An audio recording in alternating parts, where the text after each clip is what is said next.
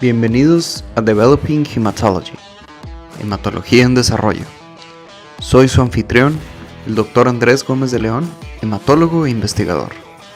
Developing Hematology es un podcast con contenido en español y en inglés, donde tratamos diversos temas de hematología clínica con un enfoque global, recordando que la inmensa mayoría de los seres humanos vivimos en países en desarrollo.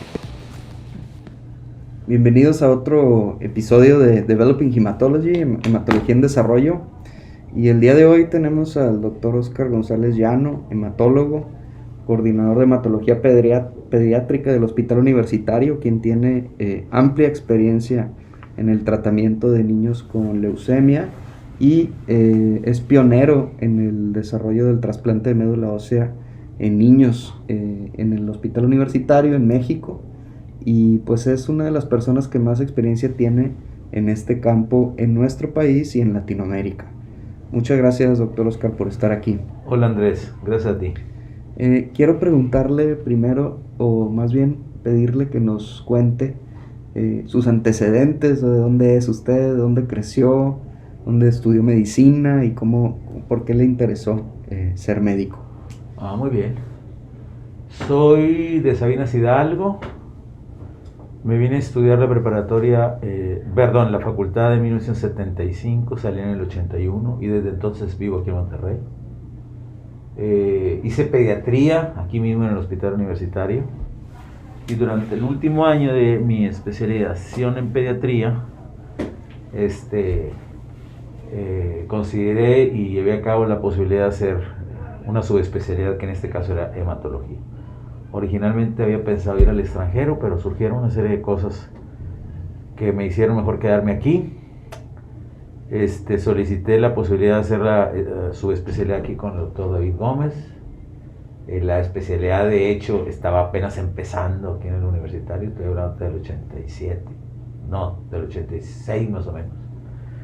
Entonces me dijo que adelante, que estaba de acuerdo, y hice la especialidad de hematología del 86 al 88. Ya tengo casi 34 años de hacer esto.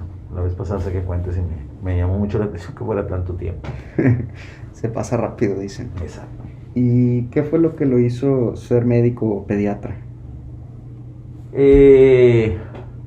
Ser médico lo tengo claro desde que tengo uso de razón. En mi familia, como en todas las familias, había problemas de salud, nada grave afortunadamente, cuando menos en ese tiempo. Y había un doctor en mi pueblo que ya falleció hace unos años, se llamaba el doctor Oscar Cavazos, que me hacía sentir diferente cuando llegaba a la casa. Cuando teníamos un problema de salud, llegaba el doctor Oscar y el doctor Oscar arreglaba la situación, y después de que se iba el doctor Oscar yo me quedaba muy tranquilo. Entonces no sé exactamente cómo pensé que eso era bueno, que ofrecerle o brindarle tranquilidad a la gente y resolver esos problemas era muy bueno. Entonces desde entonces tengo en la cabeza la idea de eso. De hecho, esto mismo que te estoy diciendo ahorita me estoy acordando que lo escribí y lo publicaron en una publicación que sale cada semana en Sabinas, que se llama Semana. Un agradecimiento tardío le puse, porque esto no se lo dije yo nunca al doctor Oscar, como muchas cosas pasan. Eso lo escribí, pero no se lo dije en vida, debió haberlo hecho en vida. Era un gran médico general. Qué interesante, uno de esos eventos que para lo mejor para el doctor pues él ni cuenta se dio, nada más estaba haciendo su chamba, su trabajo, pero para usted fue un momento muy importante, o al menos esas intervenciones. Sí, cómo no. Interesante. ¿Y cómo llegó a ser pediatra? Yo terminé la escuela de medicina. En ese entonces había un examen para hacer el internado rotatorio o la residencia rotatoria, que era pasarte un año en el hospital, en prácticamente todos los servicios del hospital. Cuando sales de médico general, la verdad es que conoces muy poquitas cosas de cómo funciona un hospital. Entonces, en ese año que estuve rotando, la especialidad de pediatría me gustó. Me gustaron otras, Por ejemplo, me gustó mucho cirugía plástica porque siento que son doctores que resuelven muchos problemas. Pero mis manos no fueron especialmente hábiles como para hacer una cosa así. Dije, no, pues eso no puede ser. Un cirujano plástico necesita una habilidad que yo no tengo. Y decidí ser pediatra. Y cuando ya estaba haciendo la especialidad de pediatría, empezaba la novedad de hacer una subespecialidad. Había muy poquitos subespecialistas en ese entonces en Monterrey. Varios compañeros míos de generación hicieron cardiología, o neumología, neurología. Y yo decidí hacer hemato. Y me pasé del 86 al 88 en eso. ¿Y cuáles fueron algunos de los retos a los que se enfrentaba haciendo, si no me equivoco, el primer? No. ¿O de los primeros? De los primeros sí, porque cuando yo salí había nada más una hematóloga pediatra, la doctora Teresa Pompa. Ella se había formado en México, había hecho pediatría y hematología en México. Y ella tenía un tiempo de estar aquí. Seguramente le pasó lo mismo a ella que a mí. Empezar a ver niños cuando la cultura en ese entonces era que los niños los veía el hematólogo de adultos. Claro. Como tu papá, por ejemplo. Claro. Todos los hematólogos de adultos veían niños. Entonces al principio fue un poquito, no diría yo difícil, fue especial darte cuenta que por la tendencia, y no era fácil mover esa tendencia, era que los pediatras y los médicos generales le hablaban al hematólogo de adultos, el que conocían de más tiempo. Y poco a poco, a medida que fue pasando el tiempo, pues eso se fue moviendo a lo normal. Lo normal era pues que el hematólogo de niños viera a los niños. Claro. Yo creo que ahora, después de todos estos años, después de 34 años, es excepcional que un hematólogo de adultos vea a un niño en Monterrey. Claro. Hay muchos lugares en México donde todavía eso sigue pasando, porque no hay hematólogos pediatras en todo el país. Entonces hematólogos de adultos son obligados a ver niños, porque si no los ven ellos, no los ve nadie. ¿Qué fue lo que le pasó a tu papá cuando llegó aquí? Pues no había quien veía hemato, pues tenía que verlo él. Por muchos años lo vio él. Y hay muchos así en equipo atendiendo. Eran muchos ustedes aquí en la universidad, me imagino. Cuando yo salí en el 88 y estuve 4 años trabajando en la 25, en la clínica 25. Ahí vi 1 millón de pacientes. Y regresé al hospital por invitación del jefe de pediatría de ese entonces, el doctor Valdemar Ábrego. Me invitó a venirme al hospital. Y llegué al hospital empezando en 93. Aquí en el hospital estoy desde 1993. En ese entonces estaba el doctor David Gómez, el doctor Javier Marfil, José Luis Herrera, que tenía muy poquito tiempo, que se había quedado como profesor porque era apenas una generación arriba de la mía. Y aunque yo entré a pediatría, la mayor parte de las cosas que hacía las hacía en hematología a partir de ese entonces, del 93. Después pasó el tiempo y ya se fueron incluyendo en el equipo más hematólogos pediatras. Y en ese momento, ¿cuáles eran algunos de los retos que enfrentaba ahí en la atención de los niños? ¿O nos puede pintar ahí un panorama de cómo era la atención de los niños con leucemia en esos días? Nunca estuvimos rebasados en el número, como yo creo que sí alguna vez pasó en el Seguro Social, o sigue pasando en el Seguro Social. Claro. Veíamos muchos pacientes, pero nunca fue un trabajo así que dijeras tú, no puedo con él. Pues de alguna manera era algo parecido a lo que se hacía afuera, o sea, tratar de hacer que los pediatras aquí en el hospital empezaran a estar conscientes de que ya había un especialista en hematología pediátrica con el que le tenían que comentar los casos. Obviamente en ese entonces el hospital estaba en una situación completamente diferente a la actual. Había muchas necesidades, pocos recursos. Las medidas de soporte no tienen nada que ver con las medidas de soporte actual. Curiosamente los medicamentos son muy poquitos los que se han integrado desde entonces para acá. Siempre estuvo muy bien organizado en mi opinión, y yo creo que eso tuvo que ver con el hecho de que no hubiera tantísimos pacientes, nunca nos vimos rebasados. Claro, qué interesante, porque eso es tal vez una de las limitantes para el desarrollo, es la sobrecarga de trabajo a la que se enfrentan los sistemas públicos. Absolutamente. Ahora conocido también como el burnout famoso para los médicos, ¿no? Que es algo que no es nuevo, pero a lo mejor tiene un nombre nuevo, pero es algo que ha existido aquí, yo creo, desde el inicio de... Absolutamente. Y pues si no puedes ni siquiera con el trabajo del día a día, pues cómo puede uno diseñar o mejorar o aspirar a planear o a cambiar, ¿verdad? La aspiración era salir vivo de tu turno. Yo me recuerdo mucho Alguna vez fui a una ciudad de Coahuila a dar una plática de hematología pediátrica y coincidí con pediatras que habían sido residentes de pediatría en la clínica 25. Me acuerdo mucho de uno de ellos que en la reunión social después del congreso que se hizo ahí, llorando me estaba platicando su historia como urgenciólogo pediatra en una clínica de ese tipo, porque dice que, me acuerdo muy bien que decía, es que llegas con un volumen de pacientes para consultar y te vas con el mismo volumen de pacientes, con limitaciones en el número de pruebas que se podían solicitar, el número de traslados.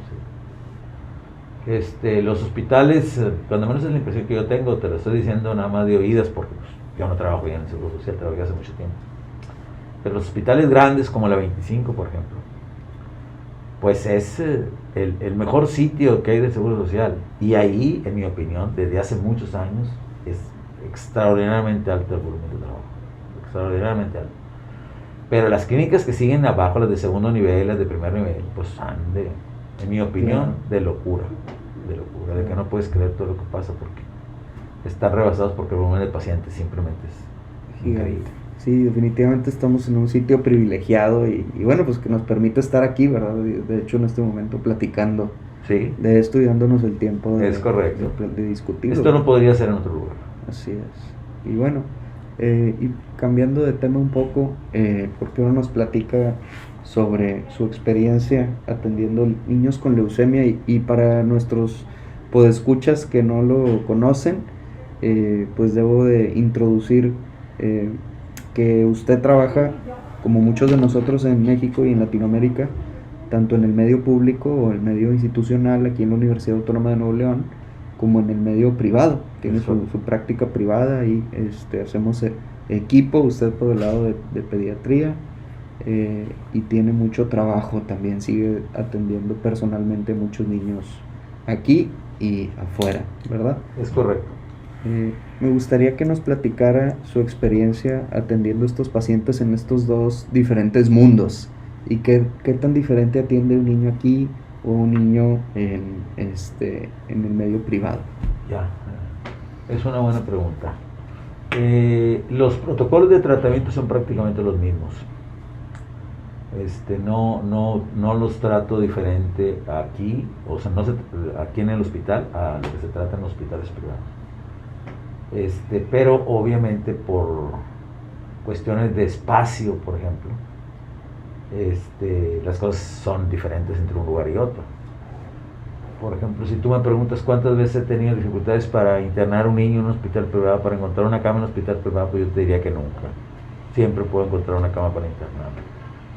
Si tú me preguntaras cuántas veces he tenido dificultad para pasar a un paciente a cuidados intensivos, porque se puso muy enfermo, yo te diría que nunca.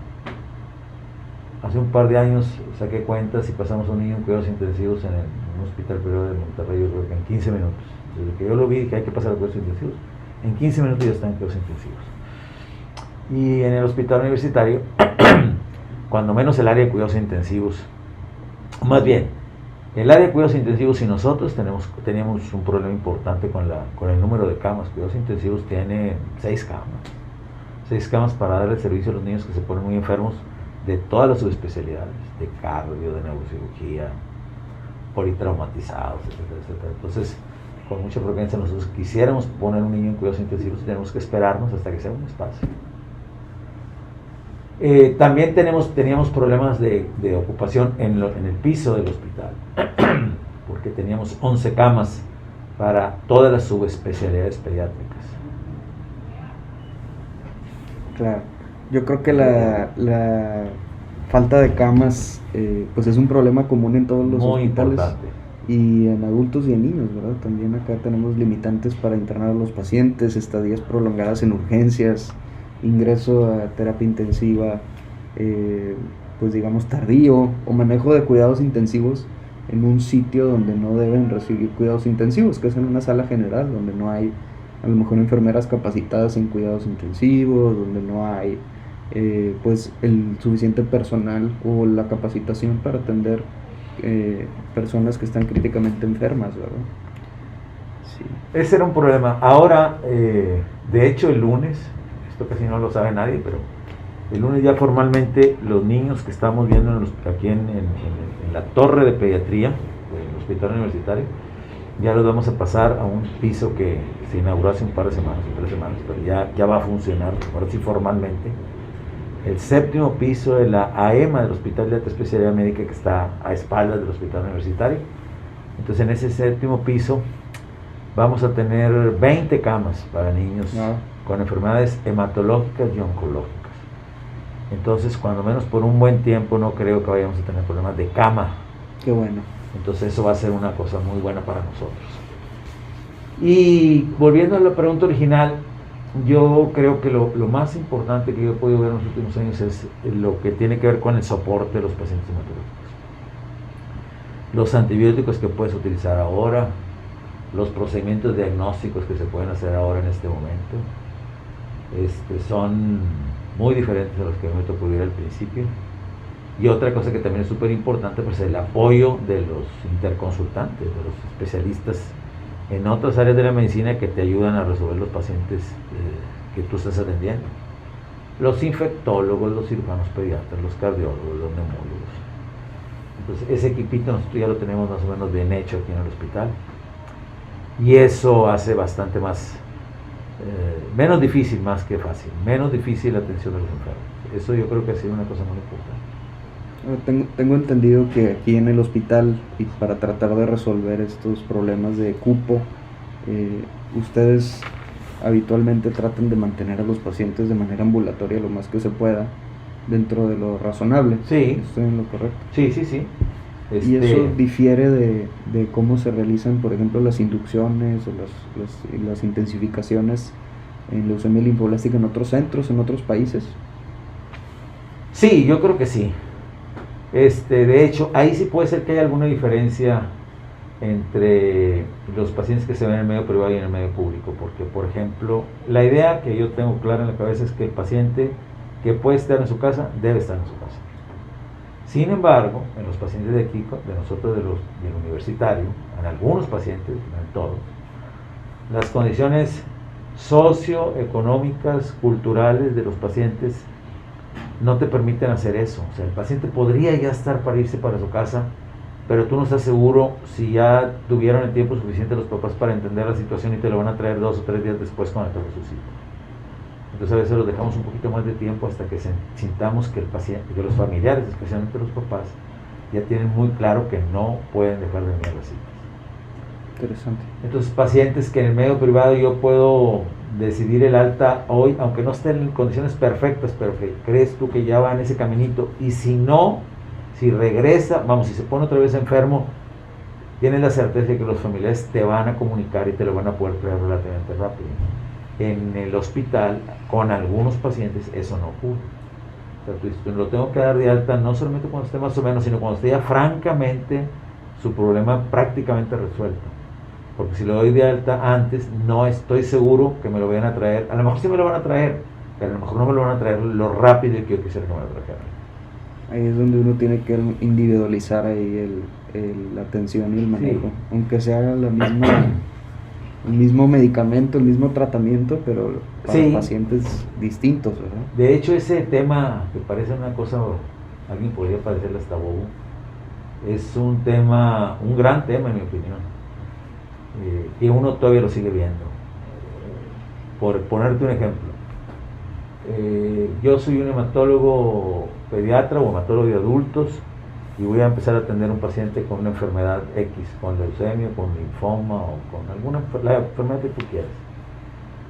Y yo leí recientemente un protocolo alemán o un protocolo americano para el tratamiento de esa enfermedad y quiero reproducirlo tal cual con mi paciente. Pero de repente se nos puede olvidar que ese protocolo fue diseñado para niños alemanes. Claro. Niños alemanes que no son iguales a los niños de nosotros, que no tienen el mismo nivel de educación, ni el mismo nivel cultural, ni el mismo estado de nutrición, ni los mismos medios de transporte, ni la misma forma de comunicación, que el hospital es diferente, que el hospital donde se diseñó ese protocolo es un hospital que tiene unas características que no son las de un hospital común y corriente en México. Entonces ese tratar de copiar, en el mejor sentido de la palabra, de tratar de tener esos resultados tan extraordinarios que tienen los países del primer mundo, tratar de ponerlos aquí, es una cosa muy especial en mi opinión, porque no puedes hacerlo tal cual. A mí no me ha parecido nunca, no sé si la palabra correcta sea adecuado o razonable, que se intente hacer un protocolo nacional, por ejemplo, para los niños con leucemia, como si todos los niños con leucemia en México fueran los mismos niños.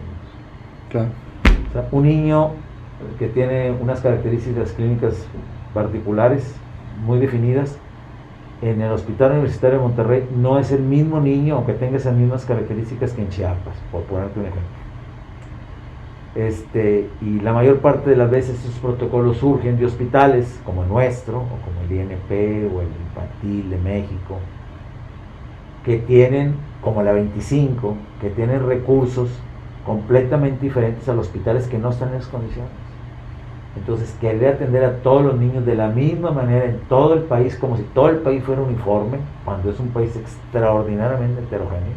En Oaxaca hay un hematólogo pediatra. Un hematólogo pediatra para el estado de Oaxaca.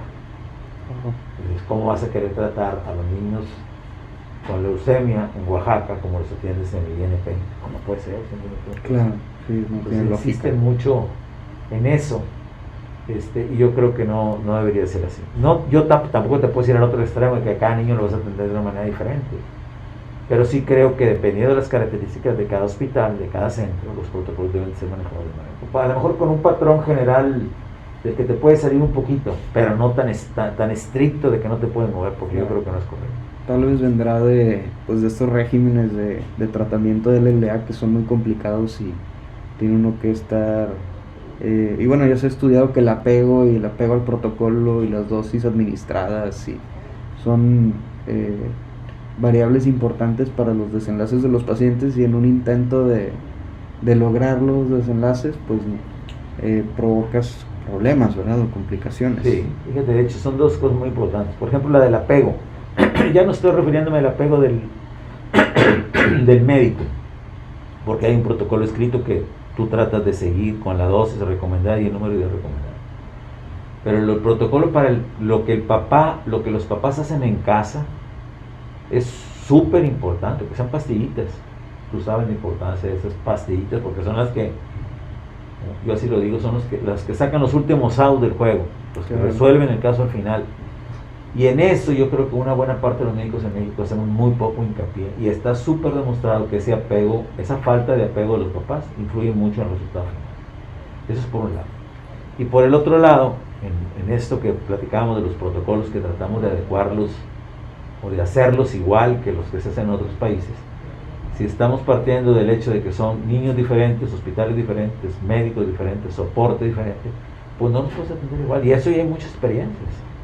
Cuando lugares, por ejemplo en Centroamérica, han tratado de reproducir los mismos resultados de hospitales como el San Judas en Estados Unidos, pues inicialmente los números estuvieron terribles, porque los niños no soportaban la intensidad de quimioterapia. Eso se dieron cuenta muy pronto. Finalmente el San Judas se dio cuenta rápido de eso y dijo, ¿saben qué? Vamos a bajar la intensidad de tratamiento y vamos a enfocarnos en dar un tratamiento bien administrado, aunque no sea tan intenso, y enfocarnos mucho en el apego para no perder pacientes. Y los números fueron muy diferentes a lo que tenían antes. Pero yo no estoy seguro si todo el mundo haga ese ejercicio. Claro, esa era mi siguiente pregunta. Es decir, ¿tienen los centros que tener sus desenlaces, sus bases de datos, el seguimiento de sus pacientes para saber qué es lo que está bien o lo que está mal? ¿Y será eso algo común o algo? No, estoy hablando otra vez. Más o menos uno se puede dar cuenta de acuerdo a lo que se publica en México, por ejemplo. Claro. Y la verdad es que yo creo que es los datos que nosotros tenemos de leucemia y de lo que quieras en niños y en adultos en el hospital que quieras son muy pobres. Y tú lo ves cuando ves congresos, cuando las referencias son todas de lugares que no tienen nada que ver con el nuestro, y basados en esas referencias hacemos nosotros nuestros planes, cuando realmente nosotros no tenemos una idea muy clara de lo que pasa con nuestros enfermos. porque hay muchos enfermos, hay pocos médicos, Claro. cosas así pues. Todas las limitaciones sistémicas para hacer investigación o para documentar los desenlaces. Tal vez deberíamos de fijarnos en lo que hacen en otros países como el nuestro. En Brasil creo que hay algunos estudios interesantes de disminución de intensidades Sí. de tratamiento. En la India seguramente hay también, o en Ah, Tailandia creo que también Es hay correcto. algunos. Es curioso porque eso yo he escuchado a personas así muy importantes mundialmente en el campo de la leucemia. Dicen, hay lugares en el mundo donde ya te pueden decir que un niño con leucemia tiene 85% de posibilidad de curarlo. Y están todavía intentando subir ese número. Pero ellos mismos dicen, por el afán de subir un numerito, 2%, 3%, 4%, estás o complicándole la situación y a lo mejor perdiendo enfermos por toxicidad, o, todavía lo más grave, curar a lo mejor a más enfermos, pero dejar a esos enfermos en condiciones diferentes para el resto de su vida. Claro, sí, el sobretratamiento Exacto. siendo un O sea, problema. puede ser, si te haces muchísimas cosas, que cures a más enfermos de los que estabas destinado para curar, pero no sé si valga el precio las condiciones en las que esos pacientes se van a quedar después de que se curan. Sí, muchas veces nos fijamos solo en el numerito de la supervivencia, pero no sabemos la Exacto. calidad de vida, las complicaciones y menos las consecuencias a muy largo plazo, ¿no? El desarrollo de neoplasias, fertilidad. Y eso está escrito poco, pero está escrito. Yo me acuerdo haber alguna vez revisado muy a fondo el tema de la administración de 2 saltos de metotrexate en los niños alemanes, en los protocolos alemanes. Y así en un pedacito muy chiquito del artículo al final decía que los niños que habían recibido 2 saltos de metotrexate de X cantidad de gramos por metro, y aparte habían tenido que recibir radiación o muchas quimioterapias sinteticales, tenían alteraciones cognitivas a la larga. O sea, no, y tenían efectos en su estado de ánimo, y había muchos niños que estaban deprimidos y tenían dificultades para tomar empleos, había un índice más alto de suicidios. Claro, Tenían un seguimiento largo. sin saber si en realidad lo necesitaban todos o no, ¿verdad? Exactamente. Y ahí es donde la estratificación de riesgo es tan valiosa. Yo creo que Sí, será la citometría de flujo, o al menos el estudio como tal de la mínima residual, algo que pueda cambiar mucho el destino de muchos niños, me imagino. absolutamente. Bueno, de hecho, por ejemplo, volviendo al grupo alemán, el grupo alemán para sus riesgos se basa ya nada más en la mínima residual, ya no les importa todo lo demás, o casi no les importa todo lo demás. Pero en lugares como nuestro, pues no todo el mundo tiene acceso a la enfermedad mínima residual. Entonces tienes que tomar otros datos para definir riesgos y determinar el tipo de tratamiento que vas a recibir. Obviamente esa estratificación de riesgos que se ideó hace ya muchos años, pues fue una maravilla. Y es un concepto que se entiende clarísimamente para cualquier cosa.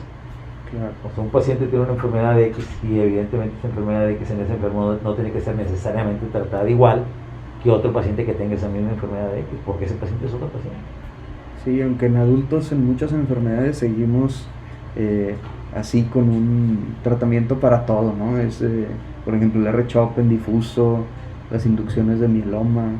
Hay muchas cosas que nos falta. Creo que la LLA va súper avanzada. Algo similar al Hodgkin, tal vez por las altas tasas de curación que comparte, ¿no? Ya son enfermedades donde puede uno escalar o desescalar el tratamiento de acuerdo al... Claro. Antes de que el paciente recaiga o de que se cure, se declare su curación o no, ya tú puedes cambiar el tratamiento sobre la marcha, que es algo que casi, al menos en linfoma no se hace mucho más que en ese contexto. En mieloma apenas están empezando con la mínima residual. Y en los linfomas indolentes pues también con la mínima residual se está estudiando, ¿no? Suspender tratamientos indefinidos, etcétera. Claro. Ahora he visto algunas publicaciones recientes sobre desescalar tratamientos en LLA. Por ejemplo, las frecuencias de las intensificaciones de las Sí. vincristinas y los esteroides en el mantenimiento. Esa es la tendencia. En Hodgkin, pues es probablemente el mejor ejemplo. Claro. Que tú puedes definir muy rápidamente, después de un par de veces que pones quimioterapia, decir, sabes que a este paciente ya le voy a bajar, casi ya le voy a suspender, dependiendo de la respuesta. Porque si uno ve los protocolos actuales de Hodgkin comparado con los esquemas de hace 30 o 40 años, pues, por Claro. ejemplo, el hecho de, si nada más lo que tiene que ver con radiación, cuando menos en niños, pues yo obviamente no está suspendida ni mucho menos, pero las dosis y los campos que se irradian actualmente son completamente diferentes de los que antes. Completamente diferentes. Quiero regresar un poquito al tema de la linfoblástica y preguntarle también qué opina de, pues, de los tipos de investigación o de los estudios, porque creo que si seguimos observando, pues estos, cada quien con su receta, cada quien con su protocolo de tratamiento, y a veces es muy difícil comparar entre estilos de tratar a los pacientes, o entre protocolos o regiones geográficas del mundo que utilizan X o Y, aunque todos utilizan las mismas, sí, para fines prácticos, los mismos medicamentos. ¿Usted qué opina? A mí se me hace muy complicado decir, bueno, pues yo tal vez me tengo que ir por acá o me tengo que ir por allá, o cómo hacen ese trabajo. Creo que es algo bastante complejo. Hay una cosa también que es una verdad de perogrullo. Si tú quieres reproducir los mismos resultados, pues tienes que hacer exactamente lo mismo que hizo el grupo al que te estás copiando, vamos a decir así. Pero si regresamos al punto que decíamos hace un rato, si esos resultados que tú estás queriendo reproducir fueron obtenidos en un sitio que es diferente a tu centro, pues difícilmente vas a poder reproducir esos resultados. También creo que no se puede sacar uno haces de la manga o protocolos yo creo que es por aquí. Claro. Pero sí creo que, por ejemplo, pues en la infoblástica, por ejemplo, pues tú puedes tener la tendencia de tratar a tus pacientes con los protocolos de San Judas, de tratar a tus pacientes con el protocolo de Dana-Farber, o a tus pacientes con el protocolo alemán o con el inglés, pero no copiarlo. Es decir, la columna vertebral va a ser esta secuencia, estas drogas administradas de esta forma. Pero entonces sí hacer algunas modificaciones en la dosis o en la frecuencia de la dosis de acuerdo al tipo de paciente que tú estás viendo. ¿Ok? Si tú estás atendiendo un paciente que tiene el mismo nivel socioeconómico, cultural que un niño alemán, pues sí lo vas a poder atender igual que ellos. Pero eso no, esa es la excepción en México. Claro. La excepción es que los niños que vas a atender aquí no tienen el mismo nivel socioeconómico, cultural de los niños alemanes. Entonces vas a hacer, por fuerza, en mi opinión, tener que hacer alguna modificación. Y ahora, ¿cuál es el futuro, digamos, qué está en la agenda para el tratamiento del LLA aquí en la institución y, digamos, con un panorama nacional o regional? ¿Cuál cree que sean, pues digamos, que hacia dónde vamos o hacia dónde nos tenemos que ir? Nacionalmente yo creo que, pero eso es una opinión mía nada más, yo creo que tendríamos que empezar a pensar en la posibilidad de hacer varios protocolos de acuerdo a las características de cada centro. Que todos partan más o menos del mismo modelo, pero que hay algunas diferencias en la forma de tratar a los pacientes de acuerdo al tipo de paciente y al tipo de hospital donde vas a tener. En algún artículo de atención de pacientes con neutropenia y fiebre, me acuerdo que un infectólogo del San Jude sugería el hecho de que si tú no podías contar con voriconazol, tú no estabas autorizado a dar protocolos muy intensos para amiloblástica, si no podías contar con esa medicina. Y yo no sé cuántos lugares en México pueden contar con voriconazol, por ejemplo. Claro. Entonces, yo creo que ese es a mí, en mi opinión, sería un punto muy importante, que pudiéramos definir un protocolo nacional, pero flexible, de acuerdo a las características de cada centro. Yo creo que eso debería que ocurrir. Aquí nosotros estamos ahorita modificando los protocolos de acuerdo a los datos de los últimos 3 o 4 años. Yo creo que nos ha ido mucho mejor en estos últimos 3 o 4 años, pero vamos a hacer pequeños ajustes, especialmente en lo que tiene que ver con la categoría de riesgos, con la intención de atender con menos intensidad a algunos pacientes, especialmente de los mejores casos. En ese mismo grupo de la linfoblástica, creo que seleccionar a nuestros pacientes mejor para los trasplantes, trasplantarlos en mejores condiciones y no en casos ya muy complicados, que el trasplante va a ser muy poco. Y a nivel mundial pues ya ocurre, y aquí pareciera que tú lo sabes mejor que nosotros, que va a ocurrir pronto lo de las CAR T-cells, ese tratamiento moderno que yo no me voy a meter en ello porque no conozco el detalle, pero que parece ser una cosa fantástica. Obviamente no es para todos los casos, son para casos seleccionados, pero va a permitir todavía ofrecerles algo y poder resolver casos que actualmente pues no podríamos hacer. Un paciente que ya requiere un trasplante difícilmente lo vas a poder resolver, y ese tipo de procedimientos pues te va a poder sacar adelante a algunos pacientes todavía. Perfecto. Se ve muy espectacular el futuro, la verdad. Muy bien, pues sí, ahí estamos muy emocionados con todas las moléculas nuevas y las terapias celulares que han aparecido, que han sido muchas cosas tan exitosos para los niños. Y bueno, afortunadamente les sigue yendo muy bien, sí. ¿no? Inclusive localmente pues los números son muy buenos. Muy buenos. Entonces estamos contentos con eso. Así es. Queremos mejorar. Exactamente. Perfecto, doctor. ¿Algo más que le quiera platicar a nuestros podescuchas que lo están escuchando? Pues miren, ahorita estamos, Nuevo León yo creo que está en una situación diferente, como muchas cosas, al resto del país. La situación esta crítica del desabasto de medicamentos y todas esas situaciones absurdas que pasaron en los últimos años, nosotros también las vivimos, pero afortunadamente las vivimos un poquito menos grave que otros lugares.